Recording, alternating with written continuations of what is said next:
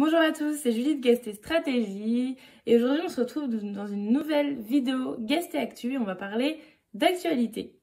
Comme vous pouvez le voir, je suis accompagnée de mon petit sapin de Noël car oui, nous sommes bientôt en décembre et l'article dont je vais vous parler c'est justement un article de Ouest France qui s'appelle Ce qui change en décembre. Donc ce qui change en décembre de manière assez globale dans l'actualité et donc j'ai fait le tri dans cet article qui est justement un listing de tout ce qui change en termes de mesures du gouvernement, en termes d'aide, en termes de d'événements. Et j'ai repéré les informations qui sont des enjeux clés, des enjeux assez importants pour vous, exploitants d'hébergement touristique indépendant ou futurs exploitants d'hébergement touristique indépendant.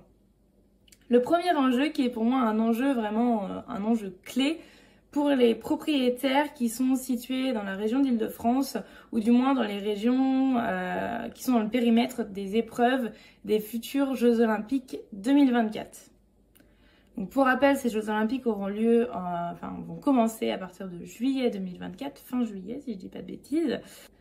Donc la billetterie pour les spectateurs n'est pas encore ouverte, mais elle ouvre demain, jeudi 1er décembre. Donc il sera tout à fait possible pour toute personne voulant assister aux épreuves, de s'inscrire à un tirage au sort pour potentiellement assister à l'une des 750 épreuves qui s'étaleront donc du 26 juillet au 11 août 2024. Pourquoi c'est un enjeu pour vous? Eh bien parce que à partir de demain, les personnes vont potentiellement s'inscrire. Les résultats du tirage au sort vont sûrement être dévoilés d'ici peu puisque on peut participer au tirage au sort, à partir de demain jusqu'au 31 janvier maximum.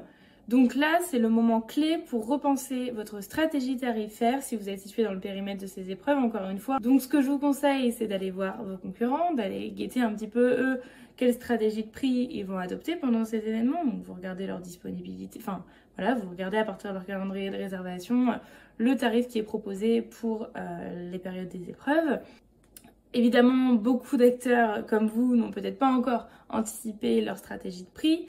Donc là encore, il va falloir aller voir, étendre votre périmètre de recherche, pas se cantonner à votre territoire, il va falloir vraiment aller voir un petit peu partout. Des études vont sûrement sortir d'ici peu, donc restez en veille sur le sujet.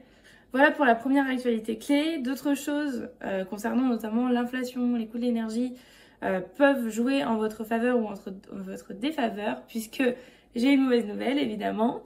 C'est la fin des remises carburant. Donc depuis novembre, le gouvernement remisait de 10 centimes le coût du carburant. Total Energy faisait de même. Et ces deux remises s'arrêtent fin décembre. La bonne nouvelle, puisque une mauvaise nouvelle va toujours avec une bonne nouvelle, c'est qu'il y a un chèque énergie exceptionnel qui sera versé automatiquement à 12 millions de ménages d'ici fin décembre. On n'a pas de date exacte. Donc c'est environ 200 € pour les 6 millions de foyers qui avaient déjà reçu ce chèque en 2022, c'était en avril je crois, et 100 € à 6 millions de ménages supplémentaires. Autre info, il y aura également une aide spécifique pour les personnes qui se chauffent au bois allant de 50 à 200 €. Évidemment, je viens de vous donner une bonne nouvelle, il y a une autre mauvaise nouvelle. Le gel du prix du gaz est levé au 31 décembre et les prix du gaz vont reprendre plus 15% dès janvier. C'est aussi un enjeu clé pour vous, à la fois dans la définition de tarifs, à la définition de vos conditions générales de vente, en termes d'annulation, de politique d'annulation, c'est vraiment des enjeux auxquels il faut penser. On a une formation qui est dédiée sur le sujet où on approfondit justement ces axes-là, donc si ça vous intéresse, n'hésitez pas à nous contacter. Et en attendant, je vous souhaite une très bonne journée et un bon mois de décembre.